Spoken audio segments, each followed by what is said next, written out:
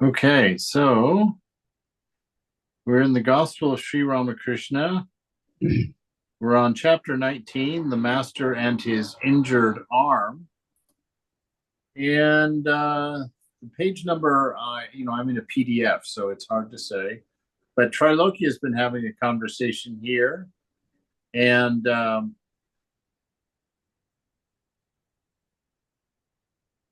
Ramakrishna has been talking with them and just having a wonderful conversation, if you remember.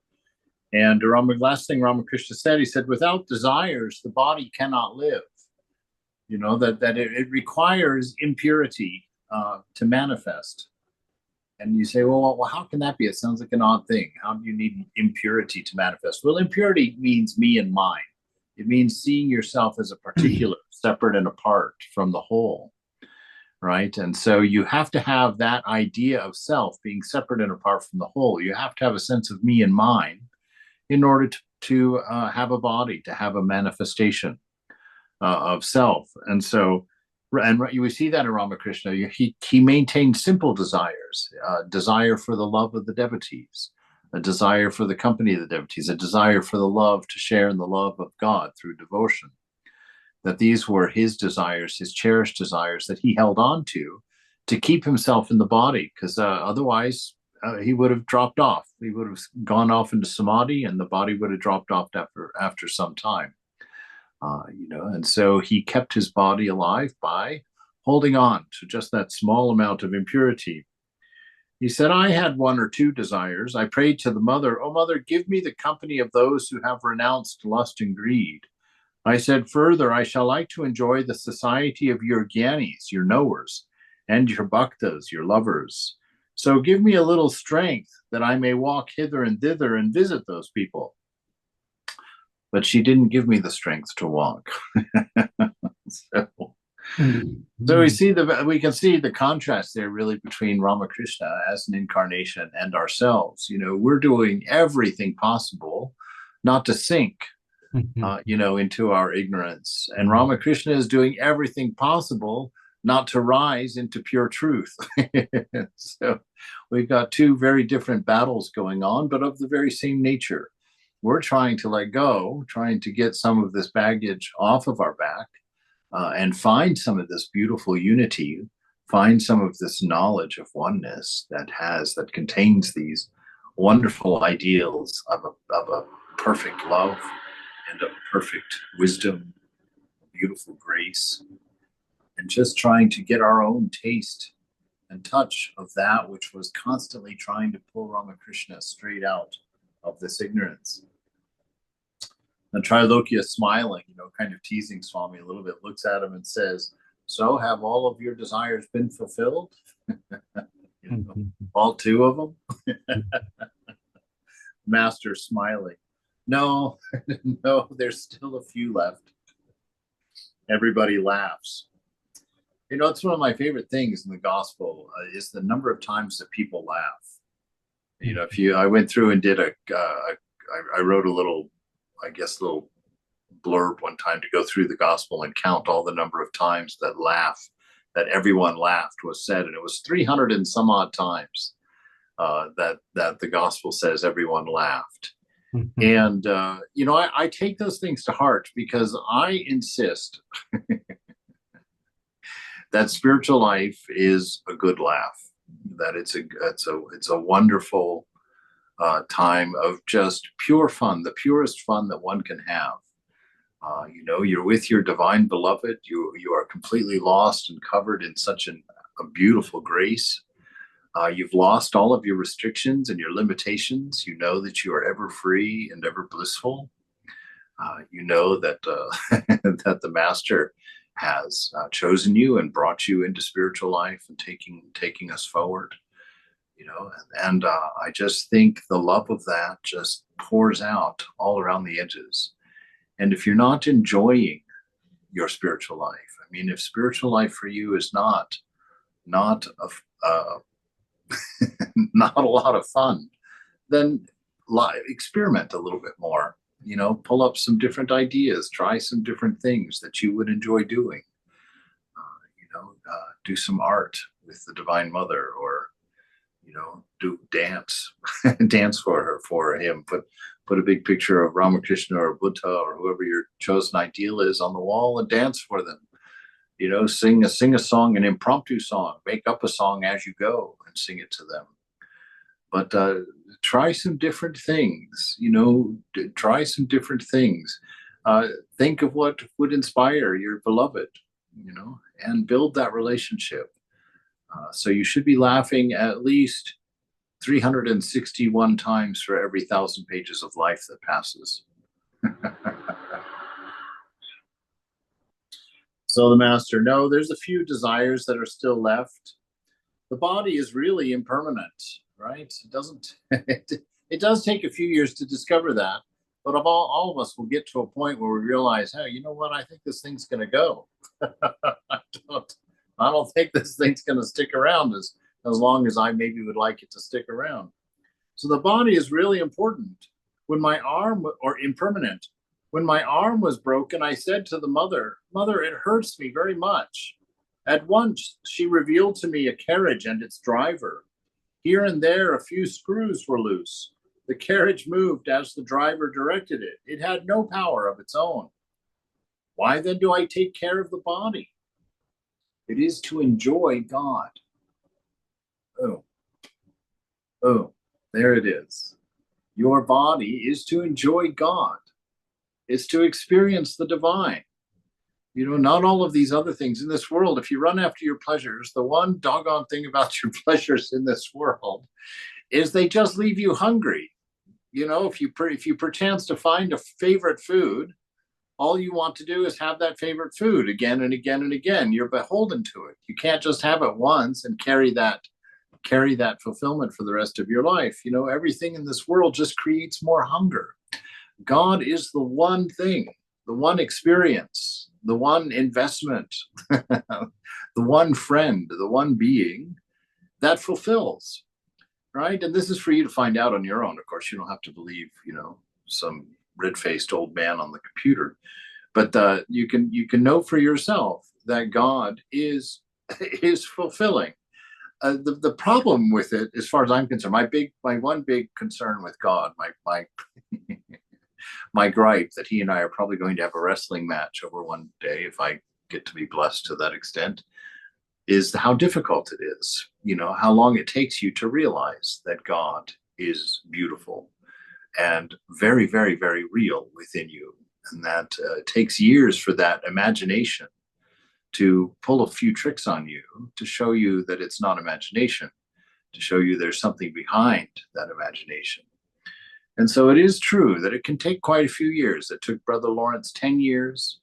I only get a few good giggles every now and then, and it's been 25 years for me.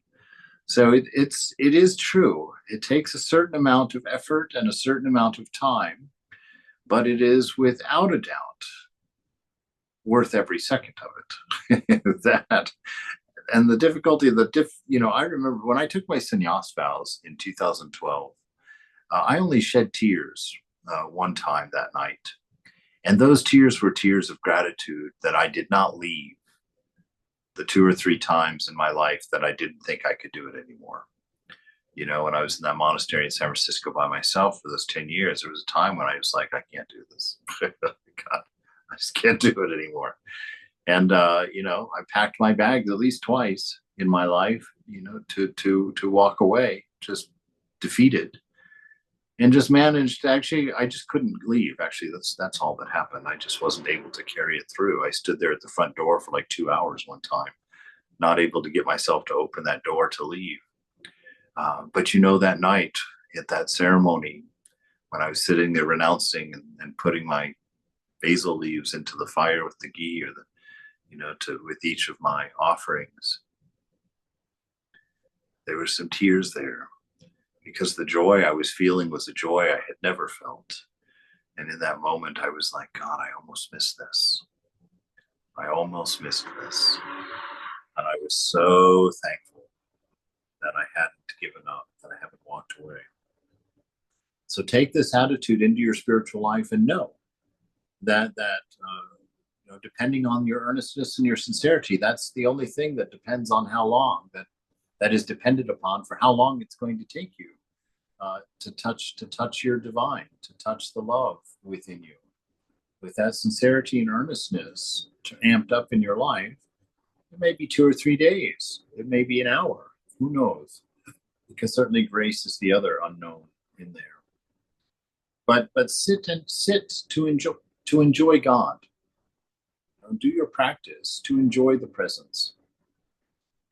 Because I can tell you one thing, if any of us ever get the possibility of sitting in the presence of a divine love that's infinite in its nature, unconditioned in its acceptance, there's not going to be a dry eye in the room, kids. There's going to be a whole lot of giggling, a whole lot of happiness in there. So the body is really impermanent. When my arm was broken, I said to the mother, "Mother, it hurts me so much." At once she revealed to me a carriage and its driver. Here and there, a few screws were loose. The carriage moved as the driver directed it. It had no power of its own. Why then do I take care of the body? It is to enjoy God, to sing his name and his glories, and to go about visiting his knowers and his lovers.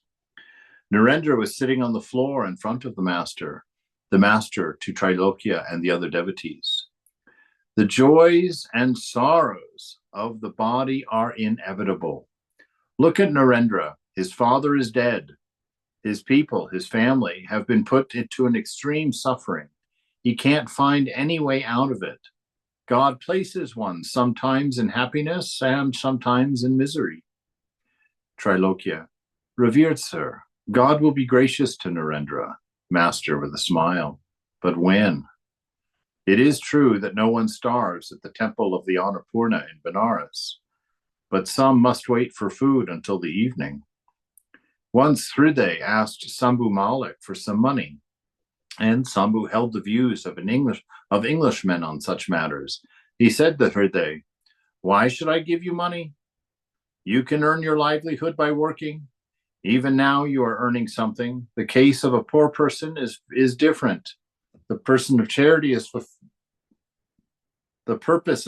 is fulfilled if one gives money to the blind or the lame." Thereupon Hriday said, "Sir, please don't say that. I don't need your money. May God help me not to become blind or deaf or extremely poor. I don't want you to give, and I don't want to receive." The master spoke as if piqued because God had not yet shown his kindness to Narendra. Now and then he cast an affectionate glance at his beloved disciple. "Disciple, I am now studying the views of the atheists." Narendra.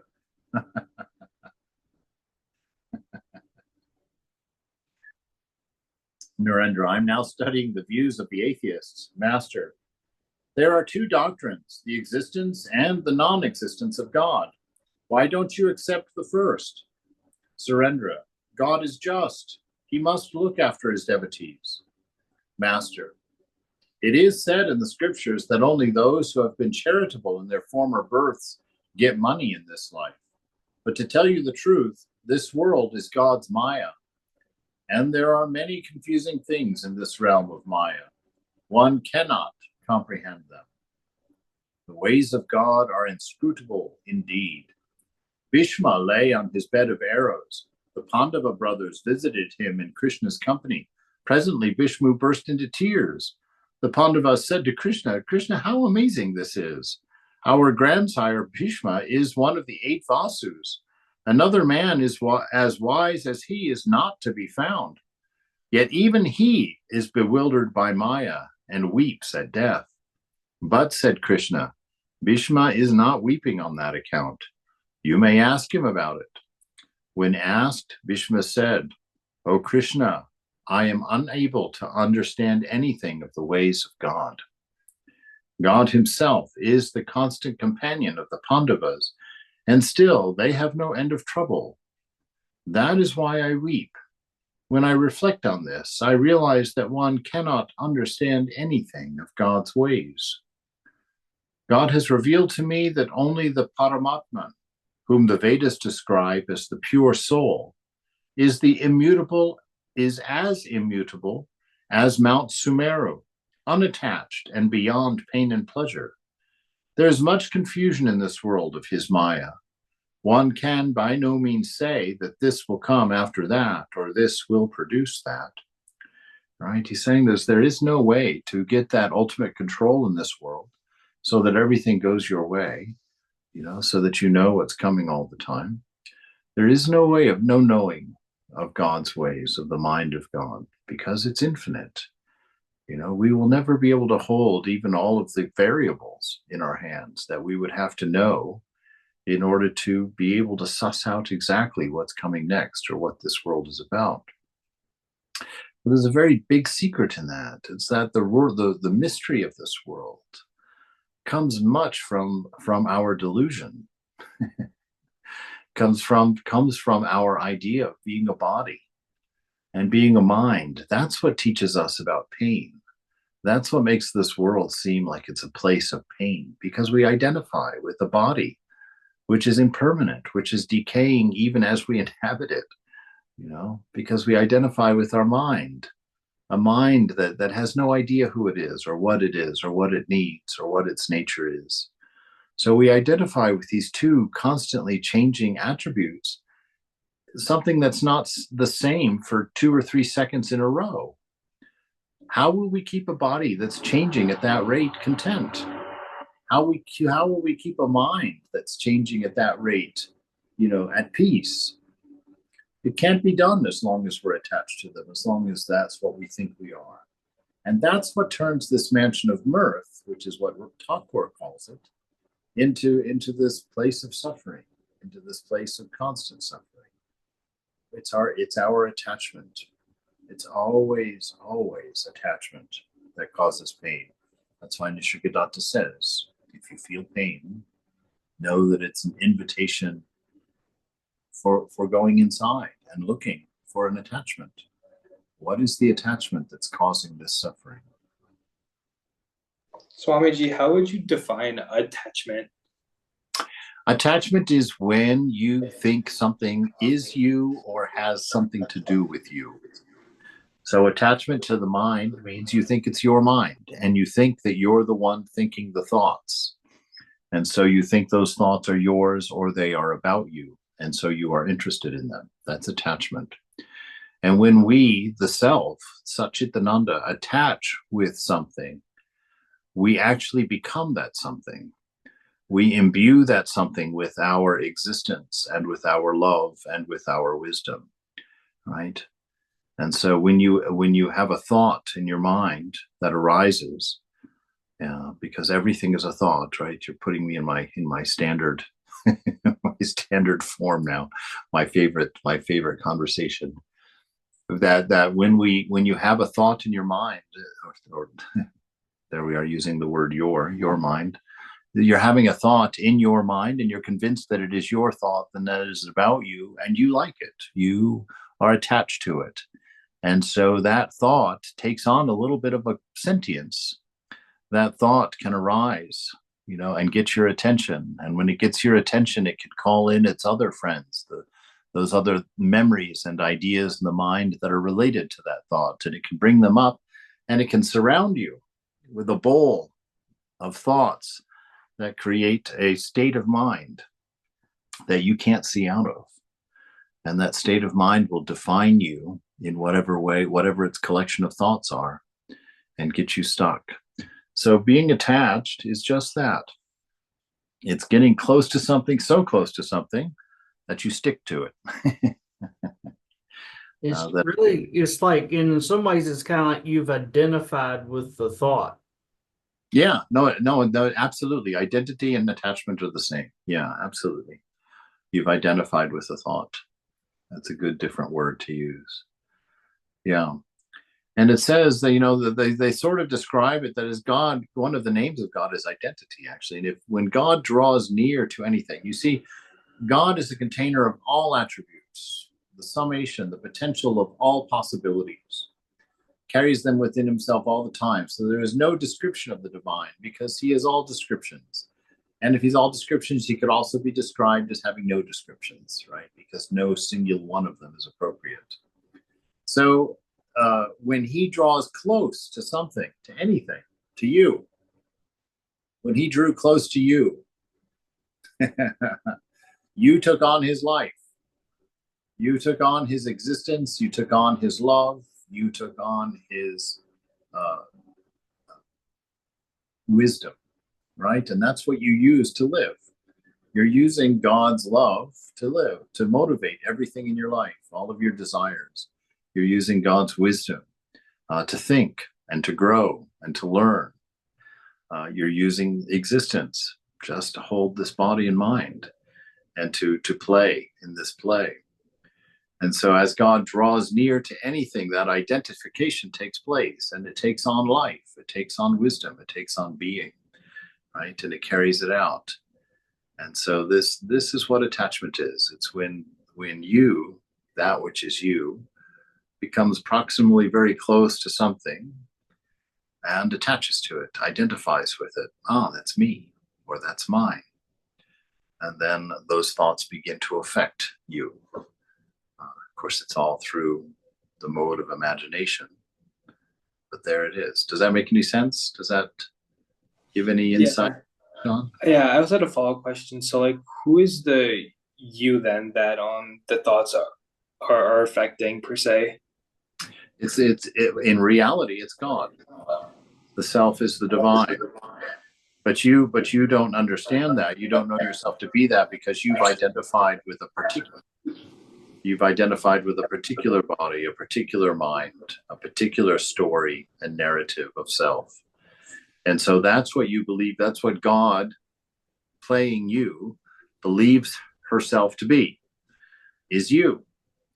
But when your attachment breaks, right? When you withdraw that attachment through discernment and renunciation, and when you finally come to your realization is that you as the individual never existed. Just like you in the dream that you had last night. There was no you in that dream last night. You were in bed. You were sleeping. But whoever was in that dream last night seemed very, very real. But when you woke up this morning, you came right back to your senses and, oh, here I am. This is me. And so realization is that waking up, and you realize that particular never was, that you have always been infinite, ever free, ever blissful, never born, never died.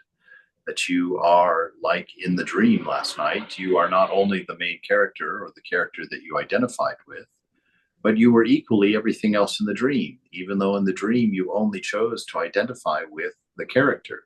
You didn't identify with the chair or the mountains or the ocean or the bird or the fish that you were looking at. You only identified with the main character. And so that's what you became, even though the truth of the dream is all of the dream is within you, and all of the dream is equally you.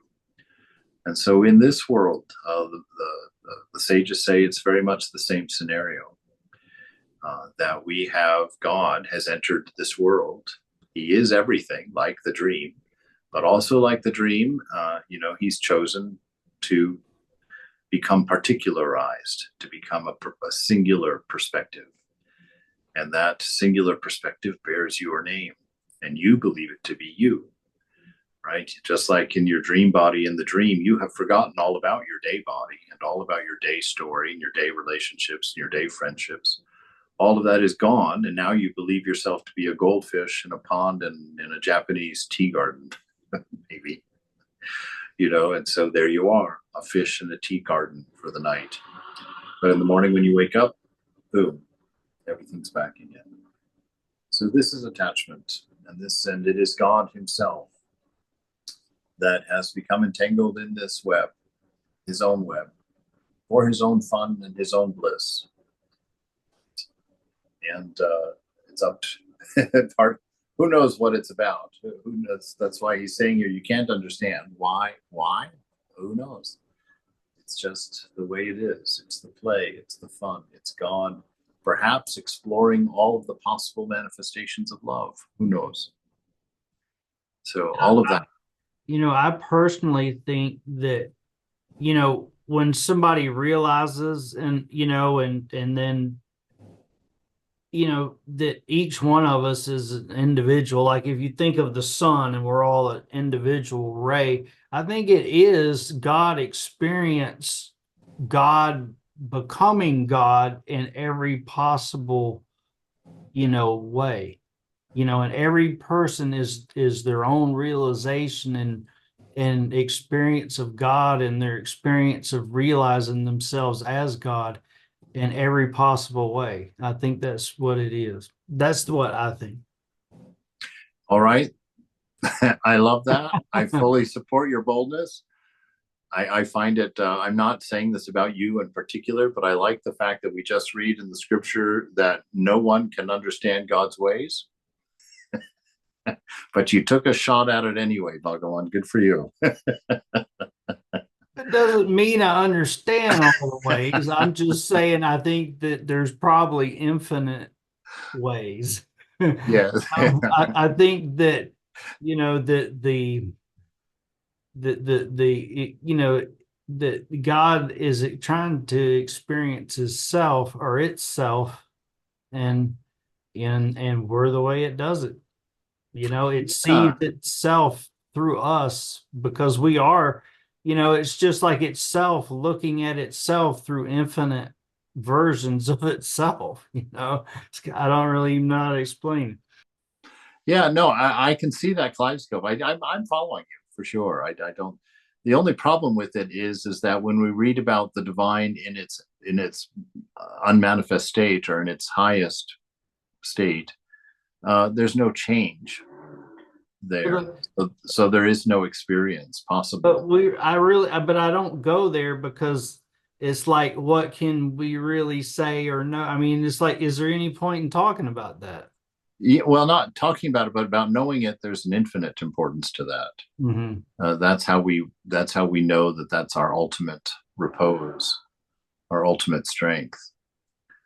Is that there's a perfection within which all of Maya plays, but that perfection is so perfect. There is no movement, there is no change, there is no imbalance in that. That is Brahman, that's pure mind. The way I kind of view it here is, because we're clearly in duality, and that, if you realize that and you realize that. I don't know how clear that is, though. Well, if it was that clear, we wouldn't need to be here to talk about the possibilities of it not being that way. Well, but anyway, so let's just say that you realize that, that the world is an illusion, that it is, only in your head, that we don't really know what's out there, that, and then you know that God is answering you in the affirmative, and that this world is a manifestation of God answering your desires in the affirmative. And then I look and I think, well, why is it, what are my desires that are causing this manifestation? And I try to, think about that, if that makes any sense to you. Yeah, it does. But you're like, well, what? That's kind of distraction. But yeah, it's a little bit of a distraction. There's a lot of untruth in it, and there's a lot of potential in it too. I mean, there are many, many, many ways to describe what the point is of this world. And do you ever think and look for a correlation between your thoughts and desires and the way the world manifests to you? Well, I don't have as a self. I don't have thoughts and desires. Those thoughts and desires belong to body mind. So body mind causes all of that, and the ignorance that it induces, the sense of separateness from the whole, really skews any hope of seeing things as they are. We don't actually find out that this world is an illusion. But the thing we find out what this world really is.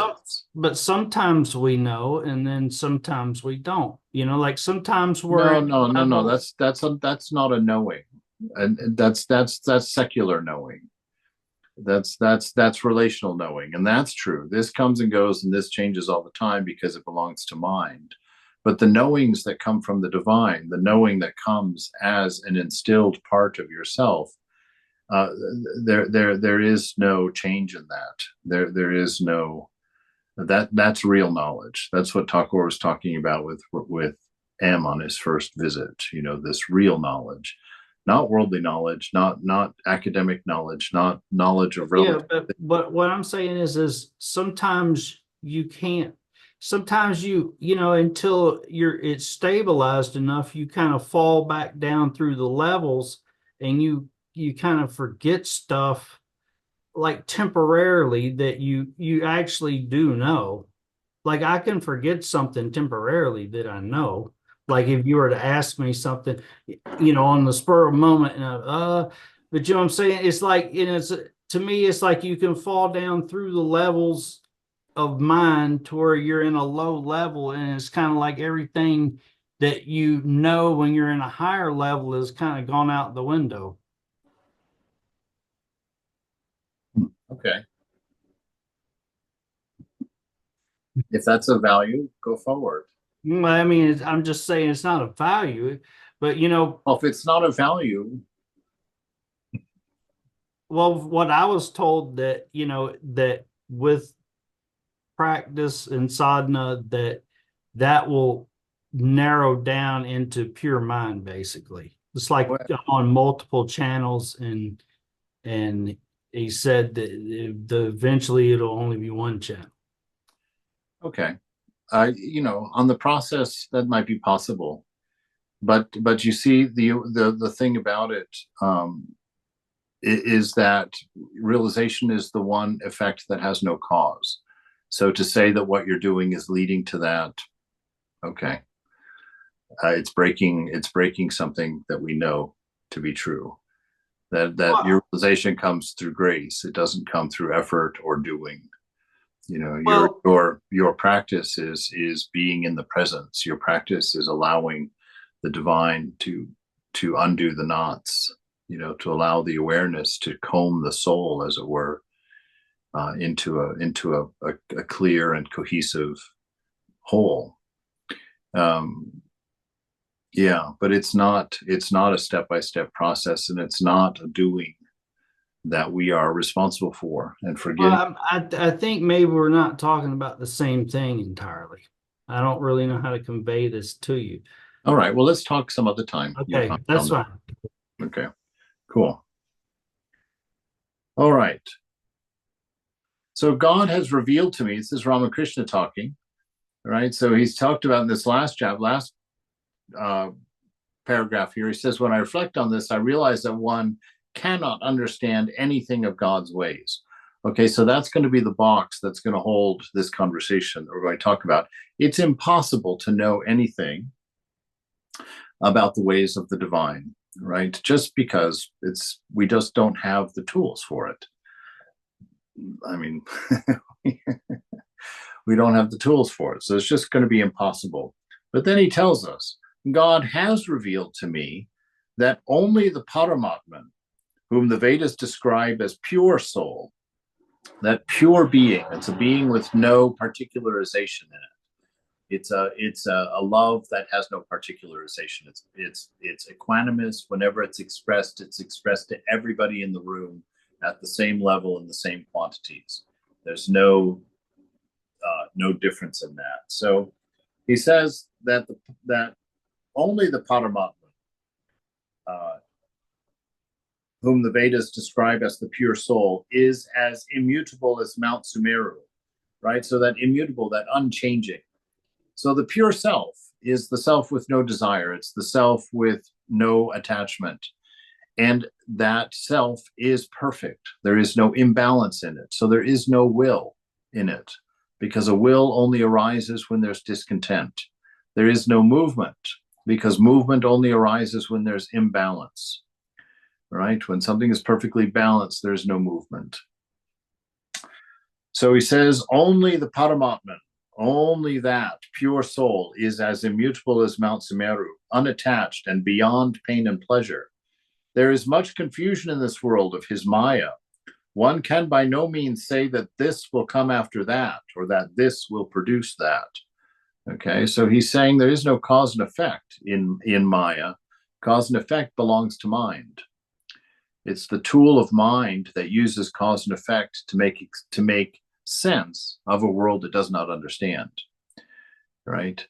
So cause and effect is that, past, present, future, same thing. All of these things are tools of mind, or you could say tools of egoism, tools that maintain egoism, a sense of doership, a placement in time, a process, a narrative, a story of purpose and will, right? This is egoism. And as we talked earlier in the week, that we build an ego to protect ourselves, because we do live in a world that we cannot understand, that a world that we don't know how to be safe in, we don't know how to be free in.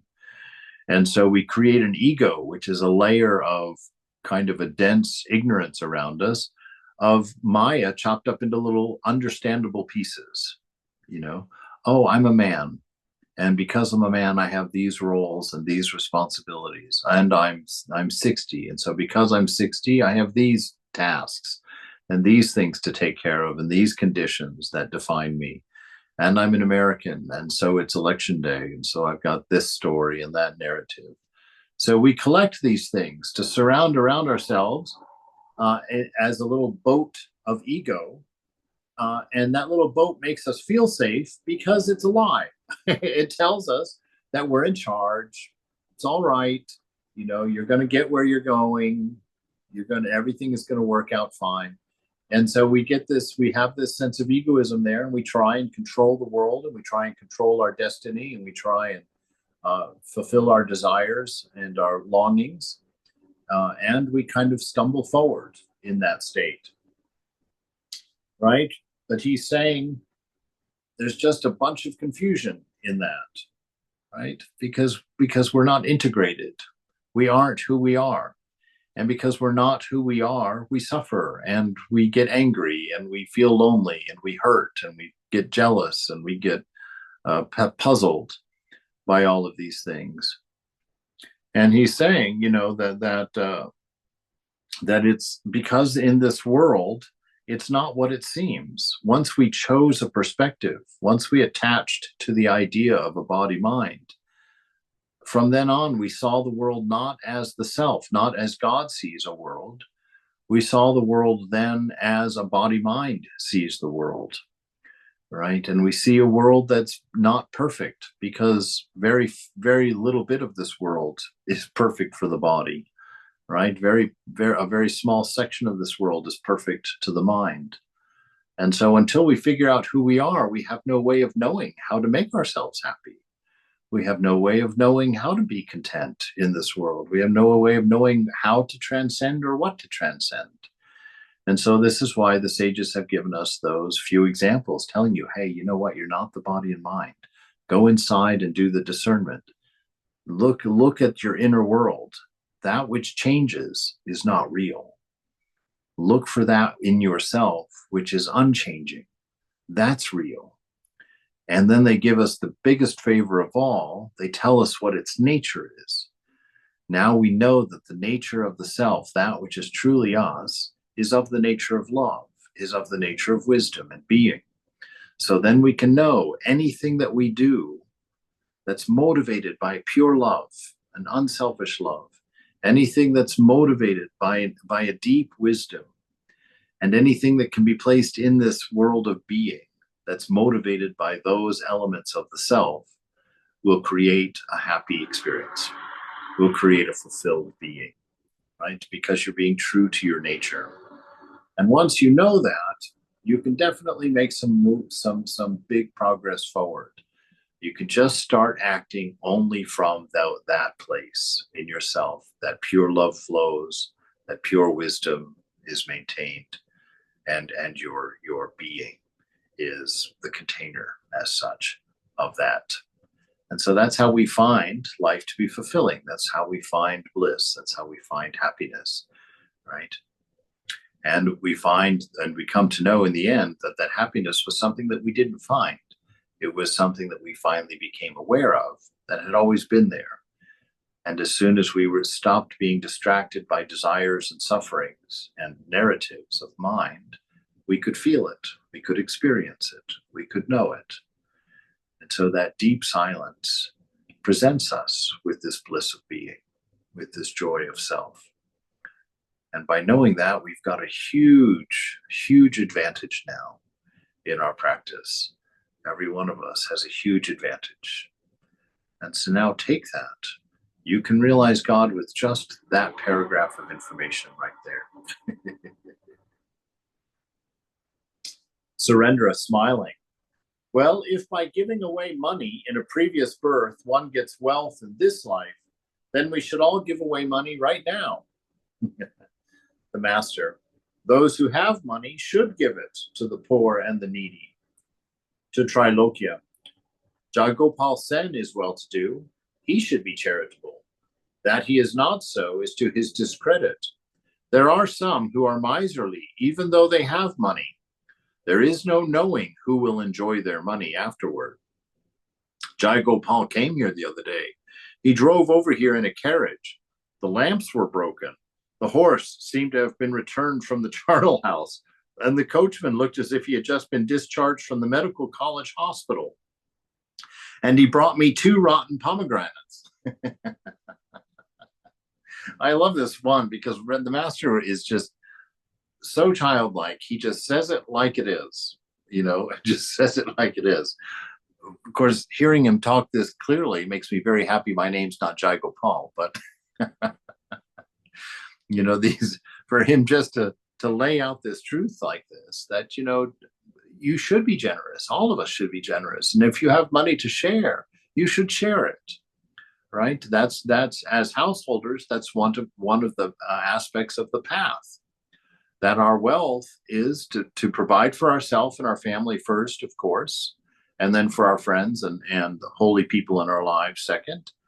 But ultimately, if you have money beyond that, it's your responsibility, not your choice, but your responsibility as a seeker to use your wealth and as an uplift of society.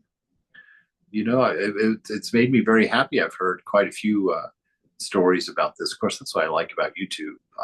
There's always wonderful stories of humanity there. And these people that have been secretly paying for people's college, who've been secretly paying for people's groceries. This is the way to be human. This is the way to use that Satchitananda that is in you to find bliss, to find out what is a fulfilling life. And that is what a fulfilling life is. When you start using all of the resources that you have to express your nature, to express love, and to express wisdom, and to do it through your being. That's all. Nothing else is necessary. Make that your practice, make that your focus, and the world, Maya, will unfold in front of you. Right?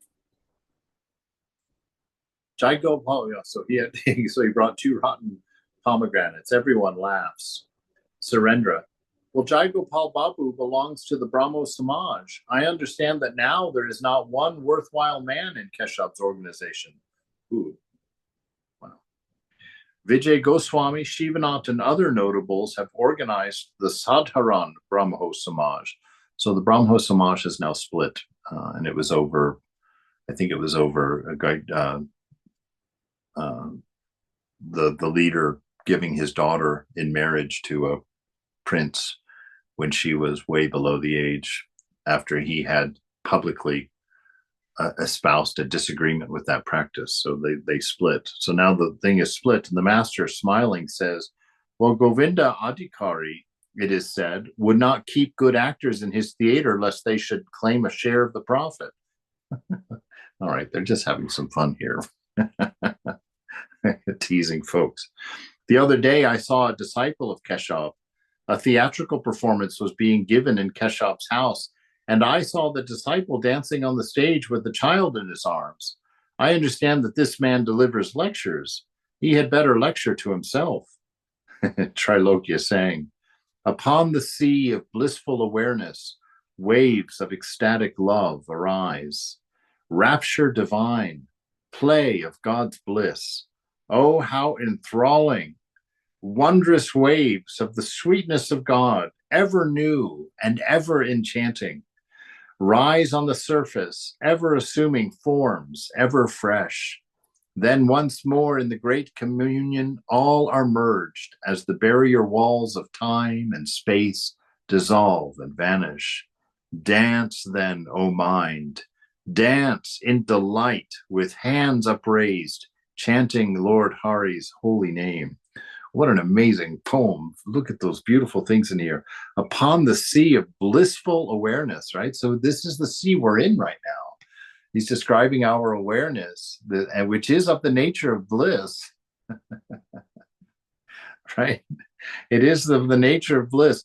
Upon the sea of blissful awareness, waves of ecstatic love arise. So this is the potential of your mundane day today. This is what it could have been if you had realized God after breakfast with your cup of coffee. You know, the rest of your day would have been you just floating on your little rubber floaty mattress upon the sea of blissful awareness, waves of ecstatic love arising and splashing all around you. Oh, how enthralling, rapture divine, the play of God's bliss, right? This is the joy of life. This is when you start getting the idea of what you are and who you are, and you start having a little bit of faith around those ideas, that your life really just becomes this, becomes what Thakur experienced, where, you know, several times a day he was popping off into you know, divine bliss, this ecstatic state constantly.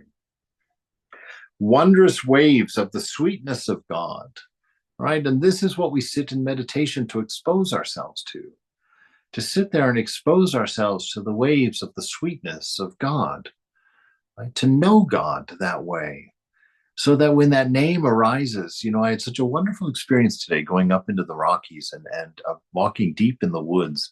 It was snowing up there, and there was about 6 inches on the ground. So quiet, so pure, so pristine.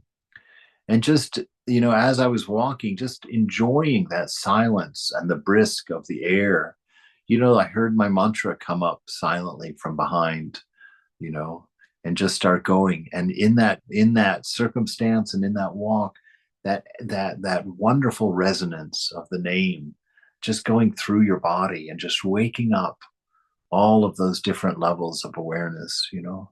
And you look out at that temple that you're walking in, and you experience that beautiful silence of what Mother is creating in this majestic mountain of white, you know, and this lacy fall of snow. And you sit there and you just realize for a moment, this world is your own. And this is the beauty of the divine unfolding for you, giving to you an assurance of this love, an assurance of this grace, an assurance of this union, of this togetherness, an assurance of that eternity. And as you just stand there in that silence and enjoy the snow and feel the cold and know the truth of what it all means and what it's all about and what it all is seeming, that wonderful bliss of being caught in the name of God that's welling up within you becomes the very point of life, becomes the most beautiful thing you could ever imagine having. And this is our gift. This is what Mother gave you with that mantra, the potential for realization, the potential for knowing who you are, and finally being able to end the hunger, to end the constant need for something more. Then once more in the great communion, all are merged, right? That great oneness, bound in a pure love.